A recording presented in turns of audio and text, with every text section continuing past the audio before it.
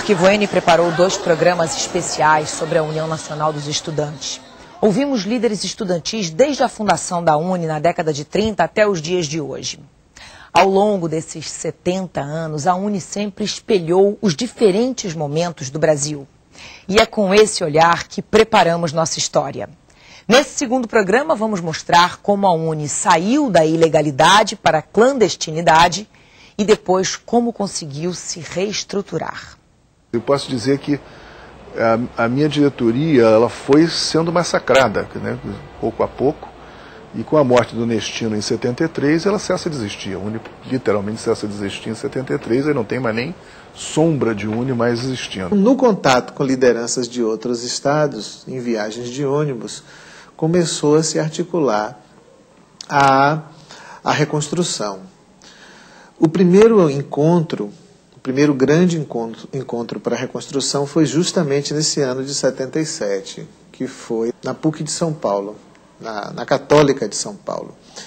Foi um encontro bastante noticiado porque o Erasmo Dias, que era o secretário de Segurança de São Paulo, invadiu com a polícia o encontro. Invadiu e jogou bombas e houve muito confronto físico e muitas pessoas saíram gravemente feridas. Setembro de 1977, PUC de São Paulo. Os estudantes fazem reuniões, discutem os caminhos da universidade e protestam contra a falta de liberdade. Na noite do dia 21, a polícia, comandada pelo então secretário da Segurança, Coronel Erasmo Dias, invade o prédio e proíbe as reuniões. Os alunos são obrigados a se sentar no chão. Todos foram presos.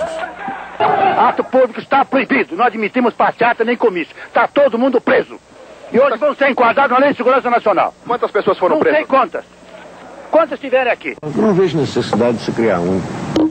Eu acho que se houver um relacionamento entre a universidade diretamente com o MEC, se houver um relacionamento mais estreito no sentido dos estudantes serem envolvidos nos seus anseios, nas suas reivindicações, e atendido aquilo que é justo, não vejo necessidade de criar um. O governo Geisel anuncia um projeto lento, gradual, de abertura. O encontro é ainda relevante porque coincide, afinal, com o término de um ciclo histórico da Revolução Brasileira de 1964. Reconhecemos ser o aperfeiçoamento político do regime indispensável ao próprio desenvolvimento econômico e social da nação, sobretudo no estágio a que já atingimos. E, por outro lado, ele admitir-se que a necessária operação de saneamento da vida nacional, tão conturbada e corrompida antes de 1964, devia chegar a seu termo algum dia, pela integração do país num clima de maior normalidade democrática. Ao promover, no quadro destes conceitos, a extinção dos instrumentos excepcionais de que se revestira, a Revolução continua confiante e forte para levar avante seus propósitos de construção de um Brasil renovado. O Brasil político amanheceu hoje de roupa nova. Com o fim do ano velho, acabou também o AI-5, um instrumento jurídico que dava ao Executivo poderes discricionários sobre toda a nação brasileira. Deputado Célio Borja, o fim do AI-5 é um desejo pessoal do presidente Geisel ou ele expressou a vontade da maioria do povo brasileiro? Ambas as coisas.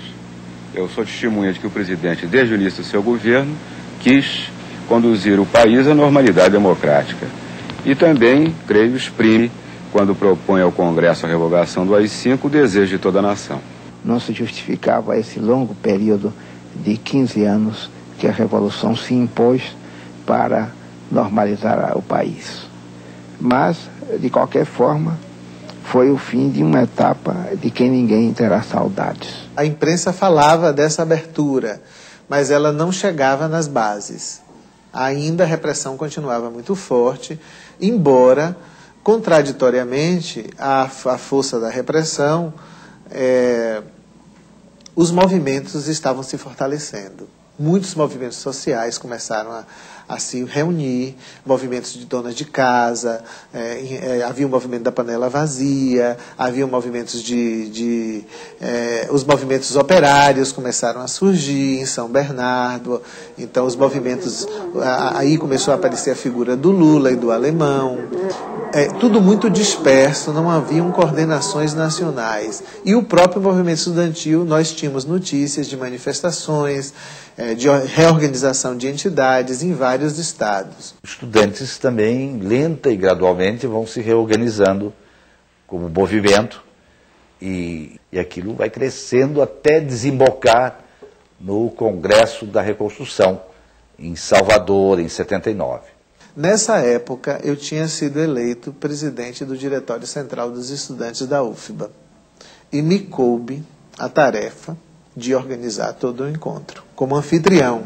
Eles paravam ônibus de 10 em 10 quilômetros, de 50 em 50 quilômetros, e pediam para todo mundo descer, e pediam identidade, faziam a catalogação de todos os estudantes, retardavam a chegada à Bahia, como se o retardamento da chegada dos ônibus, e eram centenas de ônibus de todo o Brasil, acho que de São Paulo devem ter ido uns 400 ônibus, e tentavam impedir a chegada dos ônibus e, portanto, a realização do Congresso. Não dava para fazer prisão em massa porque eram 10 mil estudantes. Não sei nem se tinham de botar todo esse povo que estava se deslocando do Brasil inteiro.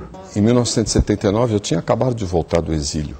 Como eu tinha sido o último presidente da UNE, na época da legalidade, digamos assim, me convidaram para abrir, eu fui lá e fiz a abertura. Eu já era professor da Universidade de Campinas, não era mais, há muitos anos já tinha deixado de ser estudante, mas fiz isso com prazer. Eu fui avaliar os espaços dentro da universidade. Eu falei, dentro da universidade nós não temos nenhum espaço que caiba mais de 500 pessoas. E num raio de sei lá, uma intuição qualquer, eu peguei uma ficha, fui no telefone público, liguei para a governadoria e pedi uma entrevista com o governador. O governador, então, era Antônio Carlos Magalhães. Antônio Carlos Magalhães era o governador nomeado e, surpreendentemente, a pessoa falou, quem é você? Eu expliquei, sou um estudante, sou presidente do DCE, vamos organizar o Congresso da UNE, eu preciso de um espaço e queria pedir ao governador, que é administrador dos bens públicos, que nos cedesse, somos cidadãos e temos direito e queremos um espaço para reunião. Então lá vou eu, no alto dos meus 21 anos, para uma reunião com o governador Antônio Carlos Magalhães, e tivemos essa reunião, tivemos 3 encontros lá no centro administrativo, e ele me recebeu no primeiro de gravata vermelha e disse, estou de gravata vermelha para mostrar que estou em paz. Nós tivemos pequenos tumultos, mas nada que ameaçasse o Congresso de Reconstrução, tanto é que ele foi realizado com mais de 10 mil estudantes e a UNE foi reconstruída. Eles decidem pela eleição direta, que é a primeira vez na história da UNE que se fez uma eleição direta para a presidência, né, para a diretoria da UNE. O que era um risco medonho, além de você ter um processo que ainda estava debaixo de repressão, e na última hora houve uma pressão forte dos militares e foi proibido o processo eleitoral, que acabou acontecendo de uma forma ou de outra, e alguma coisa como 300 a 400 mil pessoas votaram naquela diretoria, que foi um sucesso, embora estivesse longe do 1.200.000 estudantes que tinha naquela altura, se botar 400 mil para votar naquelas circunstâncias, era um bocado de coisa. E elegeu o Rui César. Rui César, quais serão os planos de ação da UNE? Olha, fundamentalmente nós vamos levar no país inteiro um trabalho de discussão com todos os colegas para aperfeiçoar as formas de luta no sentido de responder a algumas questões como falta de sala de aulas, currículos, laboratórios. A melhoria das condições de ensino sempre estava na base, mas os 2 grandes movimentos nossos eram as liberdades democráticas e a anistia ampla, geral e restrita. Anistia ampla, geral e restrita. Anistia ampla, geral e restrita. O que quer hoje a sociedade é um processo de anistia que venha sarar as suas feridas. E a ferida maior está exatamente entre aqueles que estão ainda no cárcere.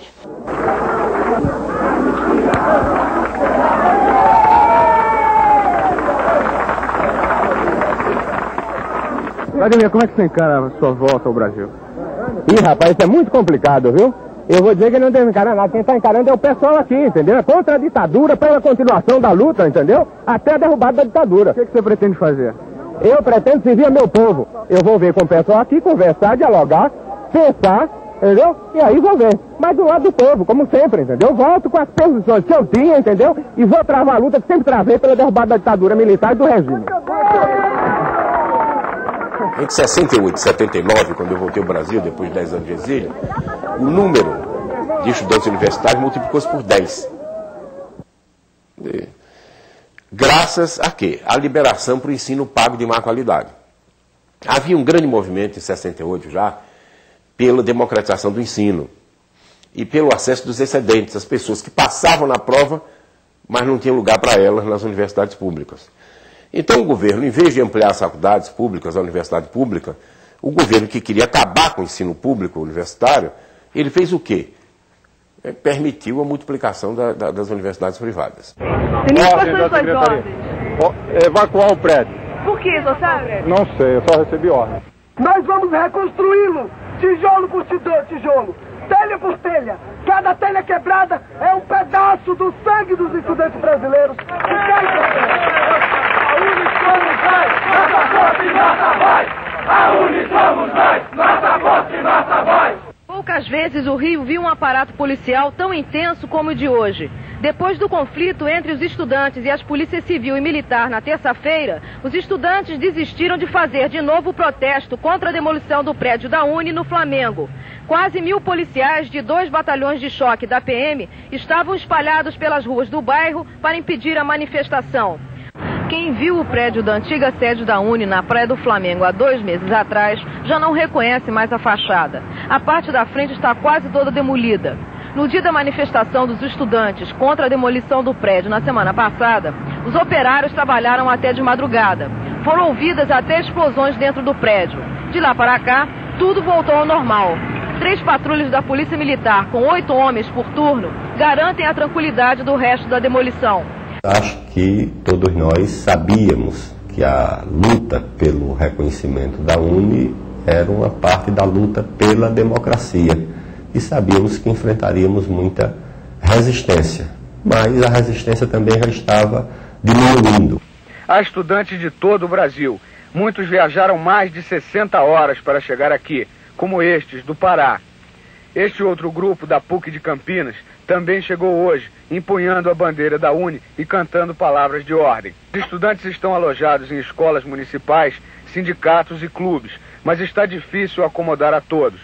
A organização do Congresso recebeu vários telegramas de solidariedade, a maioria de entidades de classe e líderes da oposição. Para o presidente da Uni, Aldo Rebelo, a questão central desse Congresso é a difícil situação da educação no país. Nós discutíamos o Brasil. Nós, nos congressos de engenharia, dos estudantes de engenharia, nós discutíamos os problemas dos cursos de engenharia, mas nós discutíamos os problemas da infraestrutura do Brasil. Nós discutíamos no Congresso dos Estudantes de Medicina o currículo do curso de Medicina, mas também a saúde pública no Brasil. Isso tudo era muito bem preparado. Os participantes liam, se informavam, convidavam especialistas para debater com os estudantes, e acho que isso ajuda a formar não apenas profissionais, mas ajuda a formar cidadãos. Chegou a hora de nós pronunciarmos uma palavra só, um monossílabo, que é o universo de toda a nossa esperança e de todas as nossas reivindicações. É um monossílabo da força de pai, mãe, fé, que é sim, sim às eleições diretas, já para presidente da República.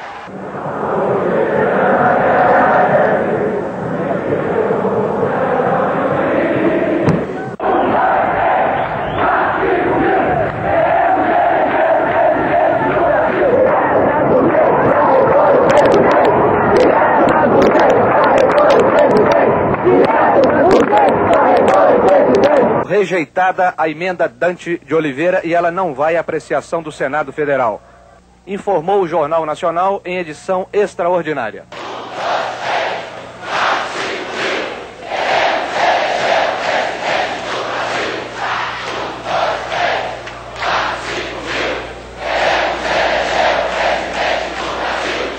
O processo de reconstrução, eu creio que foi até o fim dos governos militares, a eleição do primeiro presidente civil do Brasil, que foi o Tancredo, que não assumiu o presidente Sarney.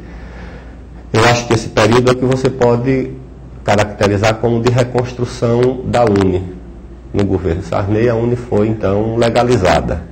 Para alguns ex-dirigentes da UNE parece que foi ontem. Na memória de cada um deles ficou registrado o período de legalidade, as perseguições, as manifestações de rua e o exílio. Hoje, isso tudo virou coisa do passado. A nova república estendeu a mão, os estudantes vieram ao Palácio do Planalto e a UNE foi legalizada.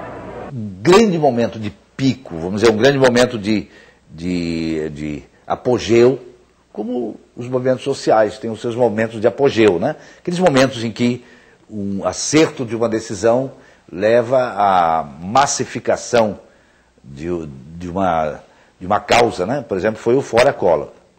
Fora Collor foi o último grande momento em que a UNE liderou assim, uma campanha nacional. Antigamente diziam que a juventude estava de braços cruzados. A gente deu a demonstração nas passeatas pelo impeachment. Conseguimos conquistar com braço forte, em meu seio, a liberdade. Desafio nosso peito pro teu monte, calma dramática, lagartas não me salve. Brasil, sonho imenso, raio vivo, com amor e esperança, terra desce. Hoje, os temas não interessam. A política é muito convencional. Os estudantes não são chamados a participar de nada interessante. Então aquilo é só reunião, entendeu? Apoio ao partido A ou ao partido B. Os estudantes não tem por que se mobilizar.